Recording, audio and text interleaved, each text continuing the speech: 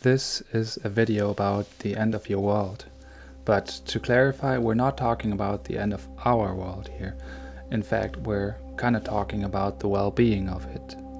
No, it's about the end of your world, your attachments to your thoughts and desires, which have this incredible power over all of us. Let's listen to our inner thoughts. Isn't it asking, where's the happiness? I mean, real happiness. But then when I think about it, what is it that will give it to me? After all, what do I want to achieve? I kinda just want to be a better me. But then I am already me. So somehow I'm caught in a maze of my own mind. But the question is, how real is this maze? We can be sure of one thing: my maze definitely doesn't exist for you, but your maze might feel quite real for yourself. Don't we want to open the eyes and live into an unrestricted freedom? Of course we do, and to do so, we first have to lose control, and then we have to start to dismantle our belief systems. And let's start with that. Here are some very basic and common beliefs or belief systems.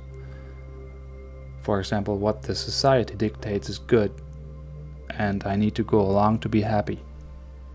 Or I need to know what's going on in the world, like consuming the media because it makes me a better person. Or people are naturally evil and need rules to act good.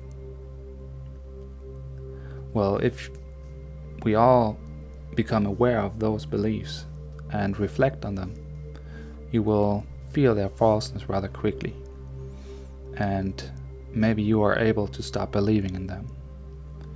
But then there are deeper beliefs, for example, religious ones, like God only loves me if I strain myself, or my religion is true because the scriptures say so, or from the other perspective, God doesn't exist, or let's call it, it's logical that God doesn't exist because religion is illogical, which quite is the atheistic belief system.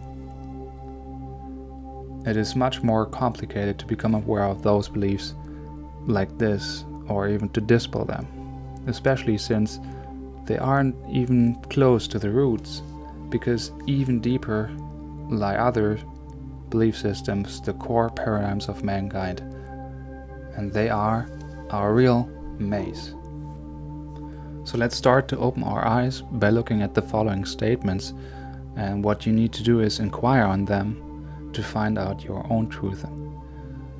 And we start with the first one, which is, science will never be able to give answers to why we exist. It looks in the wrong direction, because reality is not what we see or can touch, because matter is not as real as we are taught, and time is essentially different from what we make of it. So as an example, existence wasn't created with a big bang. Existence is timeless, forever. And the past and the future are constructs we make up in our minds, because there's only now. You are not your mind, and you are not only your body, because consciousness is what makes you experience the world, and consciousness is not a result of a biological process in the brain. Eventually, when you look at the world, what you see is yourself, because you're not a separate being, and you don't need to do anything to achieve happiness. It's already there, and you are ready to find out. In the end, the more the world of your ego fades, the more you become selfless, and good things grow from selflessness. I think that we can all reach such a way of being in the world. A world in which we see through the maze of our minds and our suffering. A world in which we look into the hearts of people and not to their outer appearance. A world in which we can suddenly understand each other, even in conflicts. And a world which is just the blink of an eye away